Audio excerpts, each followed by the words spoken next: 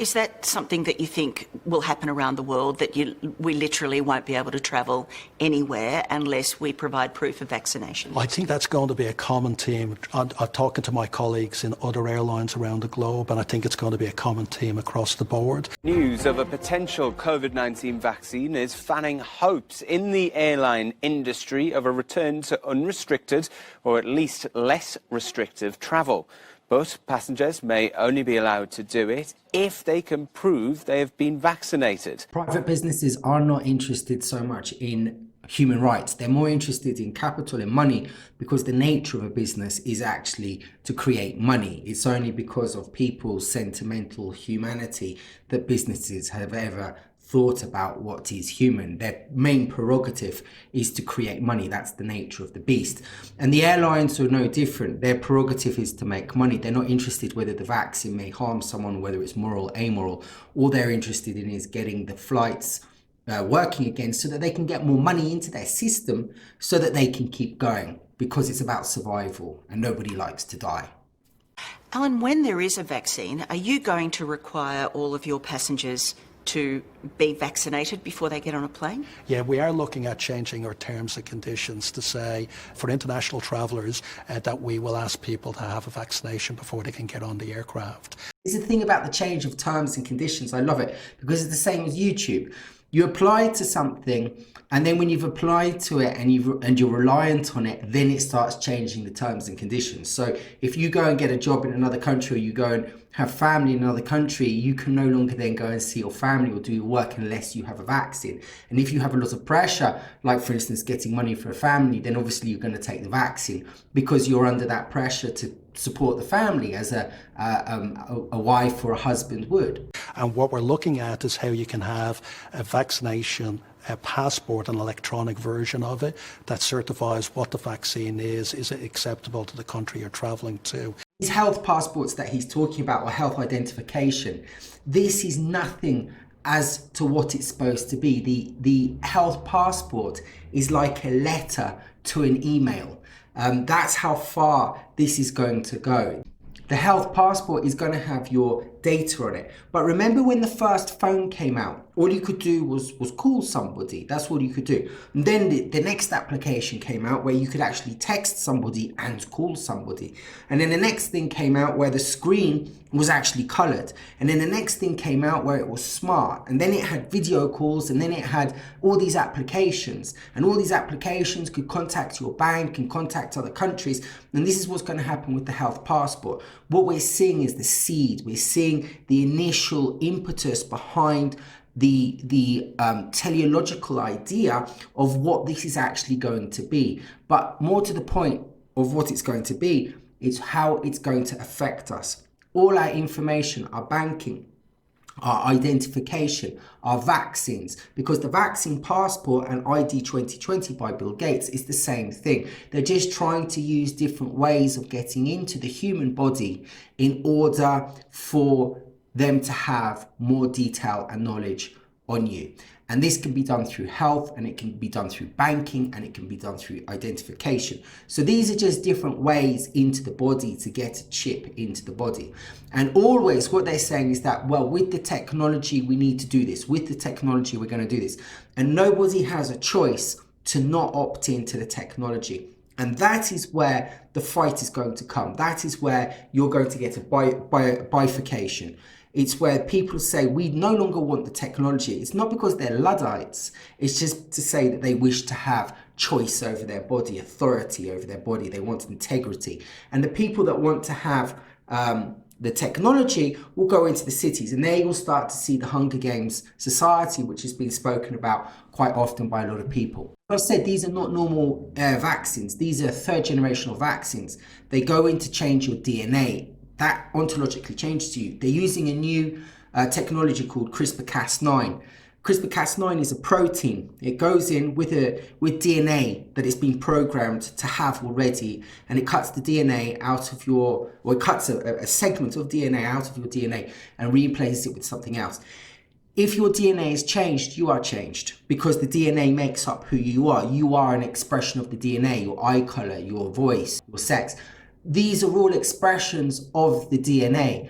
If your DNA gets changed, then what is it that you are going to be an expression of? What are you going to become?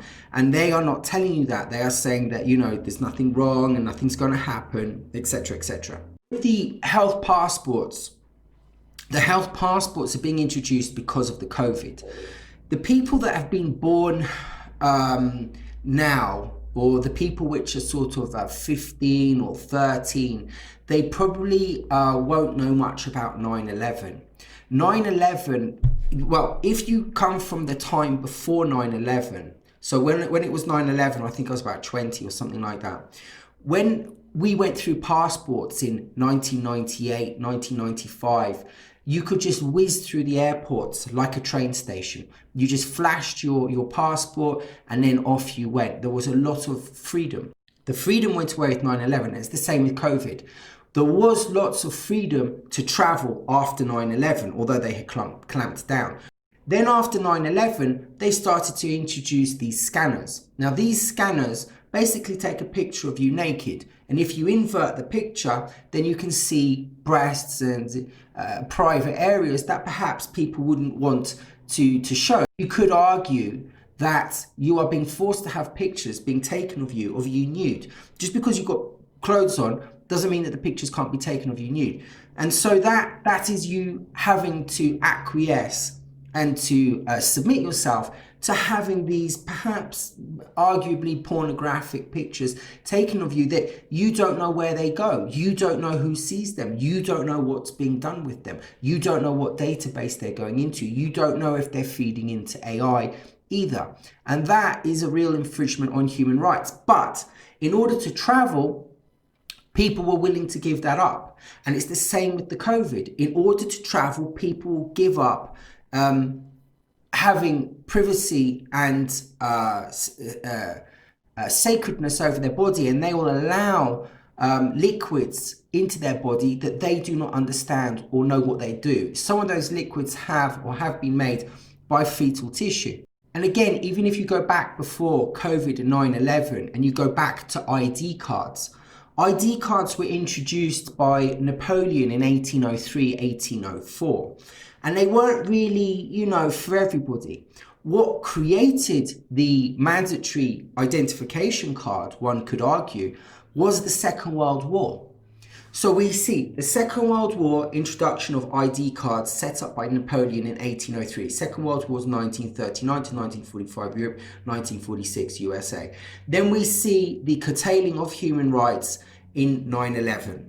Then we see the next curtailing of human rights in 2020 through COVID. 9/11 called for people to have identity cards. In England, we don't have identity cards. We're quite privileged in that respect. Privileged, the worst word to use, because actually it's a natural right not to have a identification card, because we should be free. But the society is designed to have problems, and so the police need to know who you are. The Parliament doesn't try to stamp out the source of the problems. All it merely tries to do is implement laws and police in order to curb the hiatus of the problems, but allow those problems to continue. So the society actually foments problems. And the UK tried to introduce these identity cards in 2006, which was repealed by Parliament, which was a good thing.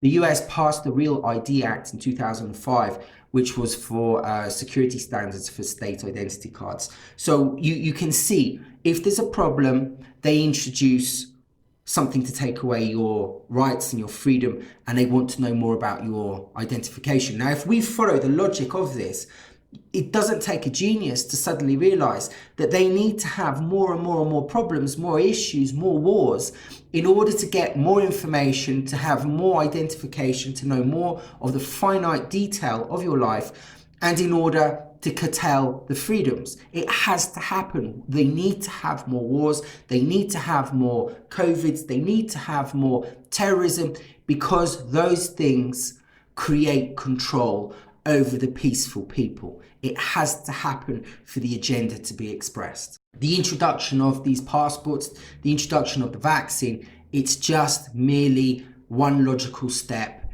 in the logical path. You just need to think to see where it's going to go. And it's very easy. You've got you've got Second World War identification, you've got 9/11, you've got the COVID. If you draw a straight line, you can find out where the trajectory is. You just need a little bit of imagination.